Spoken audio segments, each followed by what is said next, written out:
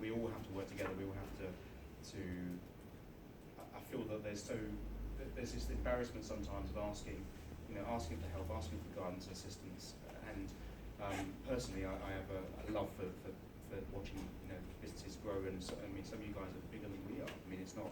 But as I think I've said quite a lot today, that we're all on our own journey, and we all have our own obstacles, and we all have great days and bad days, and we should be a more of an open community to try to help each other and to ask questions, and don't be afraid to ask questions, and so I would say that it's been a lot of talking today actually, which has been nice, and every table was different as well, which was quite nice. But yeah, don't be afraid to ask anybody for advice. Most people, what's the worst someone's going to say to you? No. They're going to say no, sorry. But I find here and in this region, most people are quite open and accommodating and quite welcoming to give 10 minutes, 5 minutes, half an hour of free advice. I know that I certainly am. Sometimes my time is taken up quite a lot, but I think that from my point of view, I'm happy to help anyone and give advice, and so yeah, please don't be strangers. It was actually a nice day for me as well. Good. So, like you, I feel I'm talked out. There's been a lot of talking today. It is. So when I was involved in sales, I was taught that you've got one mouth, 2 ears, and you should listen twice as much as you talk. I feel I've talked twice as much as I should have been listening today. And so I apologise now, because having looked, I tried to check out all the websites or information about you, and I've only scratched the surface because there's been so little time. It would be nice to do it the other way around, but yeah, it's pretty tiring.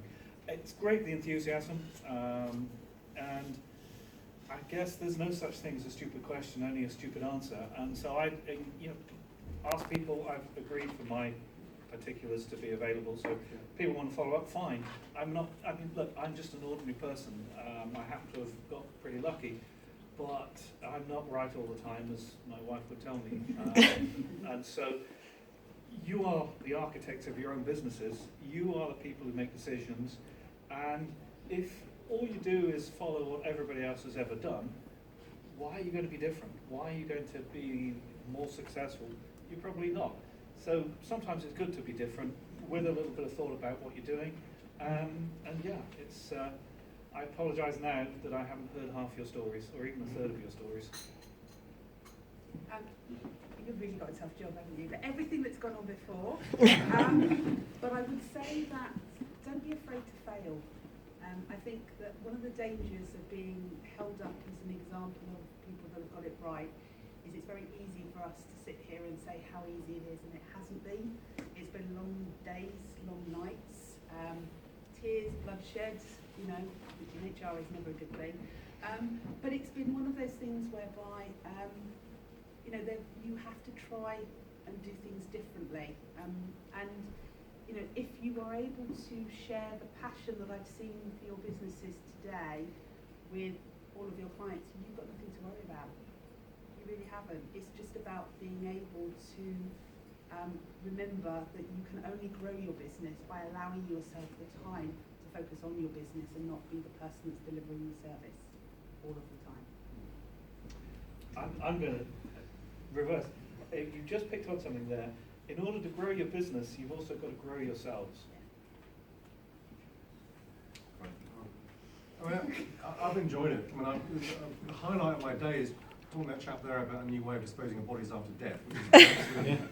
Which is, Well, not before death. Well, probably a different price point, but maybe. But I think, there's genuine innovation going around us. I love talking about business. I love talking about new business and new ideas, and I think the main thing is looking at smiles on face. Business should be fun. Business should be fun, and if it's not, there's something wrong. Do something else, or actually get some advice, but don't let it bring you down. Never lose belief in your passion.